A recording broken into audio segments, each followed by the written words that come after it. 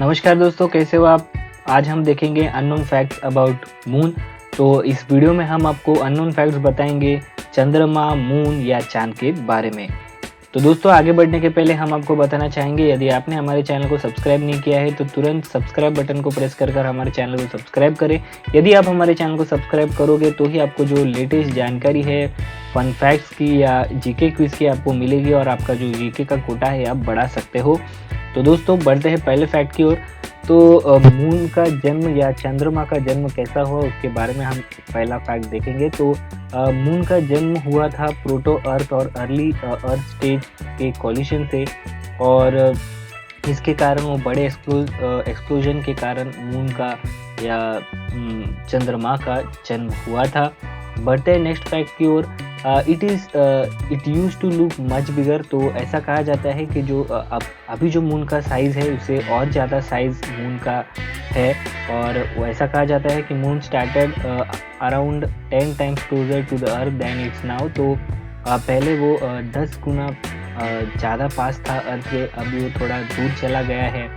तो इमेज के जो नेक्स्ट का है and seeing the moon 10 times bigger, तो अगले और सालों में आपको और दूर दिखाई देगा। और computer simulation suggest that moon could even take 12 to 19 times closer at the distance of just 20 to 30 kilometers compared to 384 kilometers today। तो वो बहुत पहले 12 से 19 टाइम्स पास था अर्थ के, और अभी वो थोड़ा दूर चला गया है। तो मून डस्ट जो होती है स्मेल्स लाइक गन पाउडर। तो मून पे जो डस्ट है उसका स्मेल जो है एक गन पाउडर जैसा है। There is a lot of dust on the surface of moon and Apollo astronaut found their suits covered with it. तो अपोलो मिशन जो हुआ था नासा के द्वारा, उसमें जो एस्ट्रोनॉट वहाँ जो चांद पे गए थे उनके जो स्पेस कॉस्ट्यूम था उस पर बहुत सा डस्ट लगा था मून का। और वन ऑफ द जो एस्ट्रोनॉट्स थे जिसका नाम हैरिसन जैक था, उन्होंने हैरिसन जैक स्मिथ था, उन्होंने वो गन पाउडर सूंघा तो उसका जो स्मेल था एक जो मिट्टी का स्मेल था, गन पाउडर जैसा उन्हें लगा था। बढ़ते हैं next. Surface temperature reaches boiling point.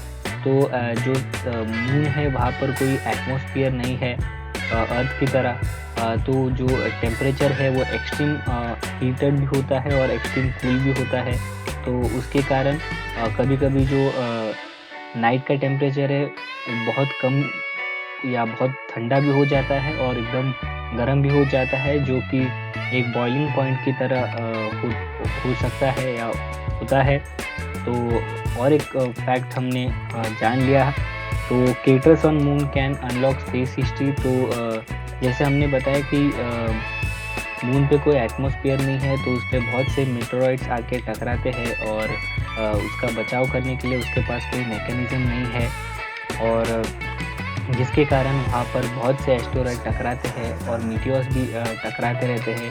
अगर उस मीटियोर की जानकारी प्राप्त की जाए या उस पर रिसर्च किया जाए तो बहुत सारा एक अच्छा खासा ज्ञान अपने को मिल जाएगा मून के हिस्ट्री के बारे में, और हमारे अर्थ के बारे में भी जानकारी तथा पूरे सोलर सिस्टम की जानकारी हमें वहाँ से प्राप्त हो सकती है।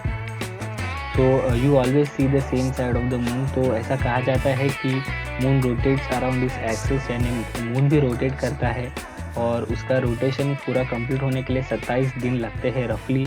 Same as 27.32 days the moon takes the orbit the earth. You only see the one face of the moon. तो ऐसा कहा जाता है कि हमें सिर्फ एक साइड ही मून की दिखती है, जो दूसरी साइड है हमें नहीं दिखती।